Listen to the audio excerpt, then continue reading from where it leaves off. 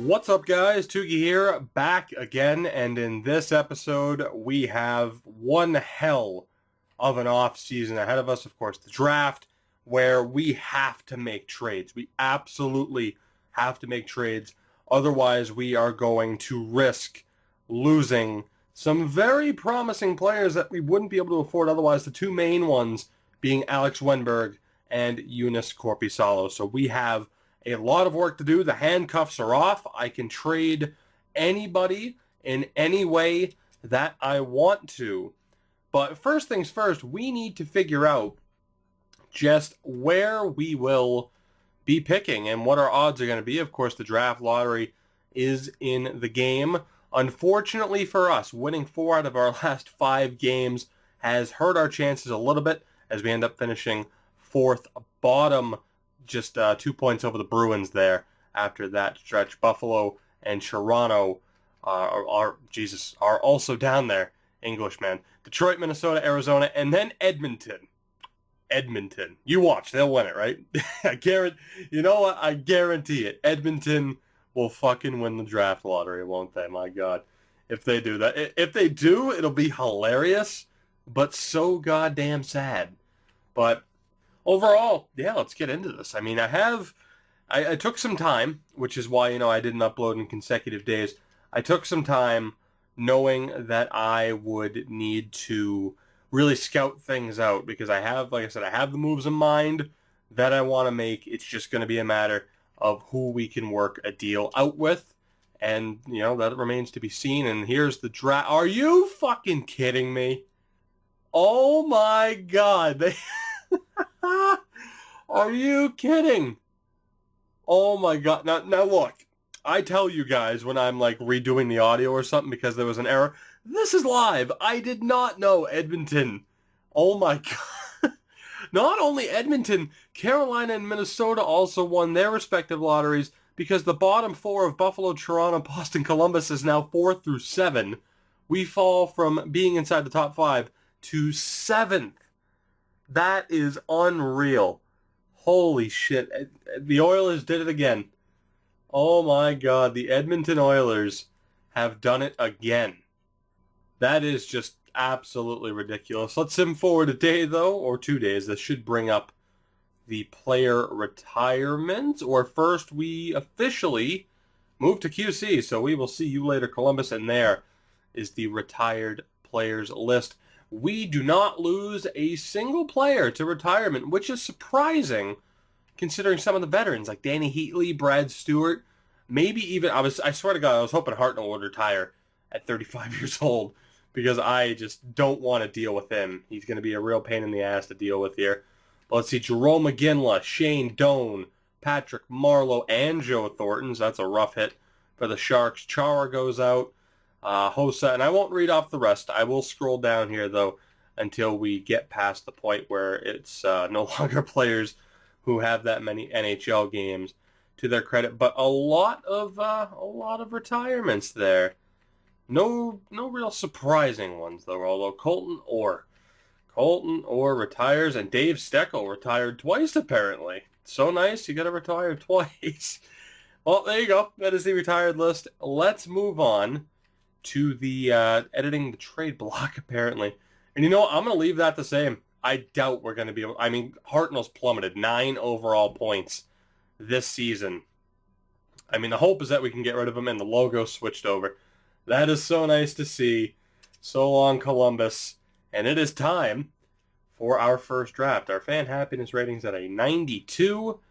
Let's do this. And before anybody even makes a pick, I'm going to see if I can get a trade or 2 or 3 or 7 to go through. It took some hammering out, but Scott Hartnell is the newest member of the Carolina Hurricanes. We get rid of him for a 4th round pick, and we retain $1.25 million in salary, which is fine by me. We get rid of most of that horrible contract. I'll see you later, Scott Hartnell. Just get the hell off my team. Trade number 2, and again we have to eat a large chunk of salary cap here, $2.5 million. But David Clarkson is once again a New Jersey Devil. We also swap 7th round picks. That puts us at our maximum of 12 picks in one round. The first of our big trades, and we'll see if this pans out, it is Jack Johnson, Jack Dougherty, and Nick Mutry to Anaheim for Hampus Lindholm. Jack Johnson's in his 30s, Lindholm only 23 years old. They are the same overall, so we are getting younger. Jack Dougherty, he's still in the 60s at, I believe, 20 years old as a top 6 defenseman. I doubt he cracks the NHL. Same with Nick Mutry being in the mid-70s. It's not going to happen, but we get Hampus Lindholm. In real life, obviously it's looking like it's going to be Fowler or Lindholm that goes, although it wouldn't exactly be for Jack Johnson because of the cap situation. But regardless, Hampus Lindholm is the newest member of the Quebec City Nordiques. Ladies and gentlemen, your newest Quebec City Nordique, Matthew Tkachuk. A huge trade as we send Sergei Bobrovsky, his ridiculous cap hit, and 2 draft picks to the Calgary Flames for Tkachuk, Chad Johnson, who will be immediately released, and their 2nd round pick in this draft. Another huge trade, but we're bringing in new blood. Korpisalo is our guy. Bobrovsky's value will never be higher, and we make the most of it, bringing in Matthew Tkachuk. An unreal trade. I can't wait to see what you guys think of this one in particular. You saw the stats, though. Bobrovsky struggled. I think Korpisalo is the guy. We also get another higher draft pick. The deal is done. And guys, the final trade to complete the change, sending out the old guard and bringing in the new. It is Brendan Dubinsky and Nick Foligno. 5 years each on their contracts, $5 million per on their cap hits.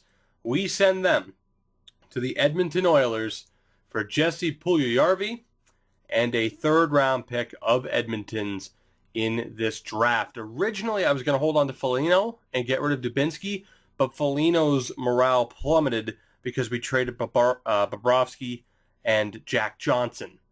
So in the end, we get rid of both of them. You can see how much cap space we're going to have because of this.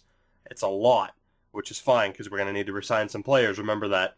But Dubinsky and Foligno to the Oilers for Puljujarvi and a 3rd round pick. So for those keeping track, Dubinsky, Foligno, Johnson, Bobrovsky, Clarkson, and Hartnell are all out.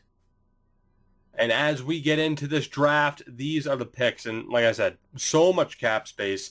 These are the picks that we have. 12 picks, 1 first, 3 seconds, a ton of thirds, a 4th, and 2 sevenths. Those are our 12. We have $30 million in cap space. A lot to work with. Let's get in to this draft. I tried to get the first overall pick away from Edmonton. I tried to get the pick from Carolina, Minnesota. Nobody was budging.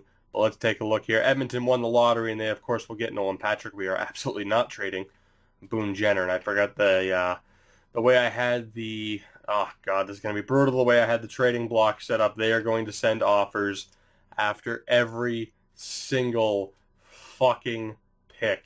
This is going to be brutal. I shouldn't have done that. But anyway, Nolan Patrick, Vesalainen, Liljegren, I believe, Comtois, Cal Foote, who I would have loved to have, and I believe Michael Rasmussen to the Bruins, which means we're up, and it's our first pick as the Quebec Nordiques. This is the only pick I'll do live, and of course, as I normally do, I'll recap the other picks. But let's take a look here. We have the Russian, I think it's Nikita Popyaigev. God, that name. I don't know if I can pick him just for the name. That is Matthew Strome, Jake Kriske, and Gabriel Velarde. And fuck, I don't know who to pick. We picked Matthew Strome in New York, and the Short Islanders series. So maybe Kriske. Why can't I hit the right bumper to switch? That's stupid as hell. All right, well, Kriske's 19. 19, okay. And how old's Gabe Velarde? Gabe Velarde, 17. That's a lot of time to progress. I'm gonna go with him.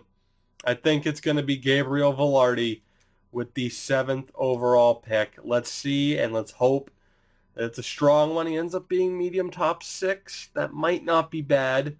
Let's sim the next couple of picks. My God, I fucked that up. All right, so Papyagev was the same, which isn't too bad. Arizona with the 9th pick. Yeah, we're not trading the Flyers' first-round pick back to them. You can go fuck yourself.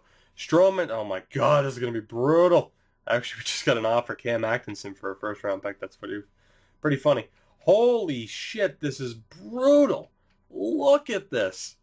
Oh my God, like it's my own fault. Philly really wants their first-round pick back.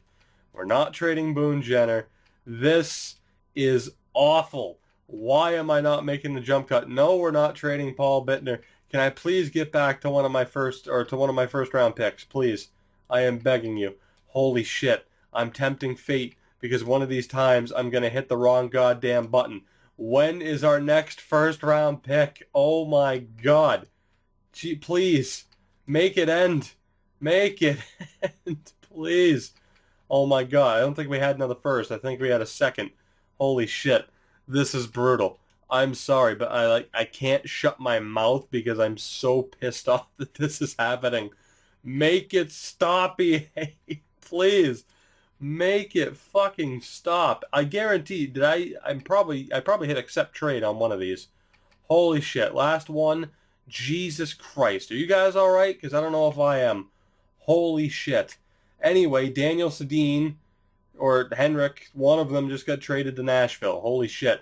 In the first round, now that we can look, Papyagev was 6, Strome was top 6, and Kriske was top 9. So we made a pretty good choice with Velarde. Scott, a starting goalie, was there. A couple of other decent guys, mainly with goaltenders in this first round. Top 4 defenseman went number 22. Colorado swing, and then it started to drop off a bit. Wow, an AHL top 6 guy taken by Detroit in the first round. And yeah, so I will, because of that, definitely, I'll make the last picks. I will show you guys, who we ended up getting, and we'll take it from there. All right, guys, let's get to this recap here. This draft was a nightmare because of all the trade offers there and just having to repeatedly turn them down. Our first pick here in the second round, with the 7th pick, we take Krivicic? I'm guessing Krivicic, though. He ends up being pretty good. Medium top 9, not too bad. 70 before him. Edmonton gets a low top 9, so it wasn't too out of the ordinary. Carolina did all right as well. But then we get another guy, low top 9. We get Olsen, the power forward, with the 12th pick. And then with the 13th pick, we get a starting goalie, Kozanov? I'm guessing it's Kozanov.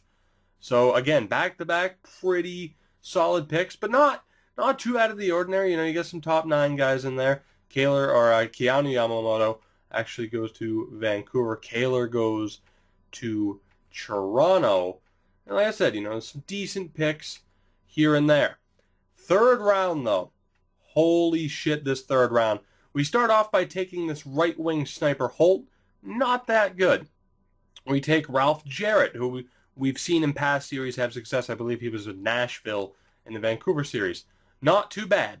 And then this, the 8th pick of the third round, we take Lind, low top 6 in the third round. The player before him was AHL top 6.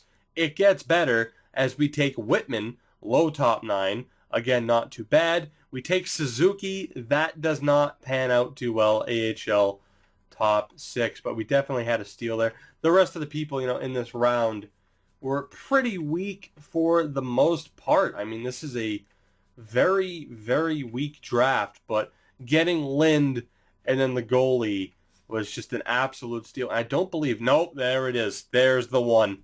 Cale Fleury. We've taken him in the past, and this time out in the 4th round with the 9th pick. He's a low top 4. Knowing how this engine works, he'll probably end up being medium top 6, but still a steal for us. And I believe he was our only pick in the 4th round, and indeed he was. Paquin Boudreau, still available to be drafted. I probably would have taken him if I had the chance. I do not believe we had a pick in the 5th round or the 6th, but we are up here in the 7th. Yeah, we definitely didn't have any picks there. Here in the 7th, we took Cade Jensen, someone else we drafted in the past before he ends up being pretty decent. And that brings us to our last pick of this draft. I have no idea who the hell I'm going to take. It's a 7th round pick. It's a throwaway. Let's see. Seager, Seller, Kubina, Mistelle? Is that Matt Mistelle? Who we've taken before. It is. God, he's 21. You know what? That's a pity pick right there. We will take Matt Mistelle. He ends up being medium bottom 6. Hopefully he's in like the 70s for an overall, and we could actually have him in the AHL. I'm going to make a jump cut here because we don't need to deal with this bullshit.